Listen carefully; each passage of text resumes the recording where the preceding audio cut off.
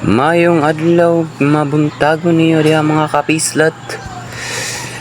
Magpadayo na pud tarong hapon sa pag-out nato sa atong buhaton. Padayon tag panghatag sa atong ayuda. Kaya ang ayuda nato dili ka mahimong malambuon kung wala kini mga kapislat. Nagpahinumdum na po ko mga kapislat nga sige yun ninyo ning isulod ning akong ihatag sa inyong bulsa, kay di gyud mo maubsan sa inyong grasya or sa inyong kwarta, diba?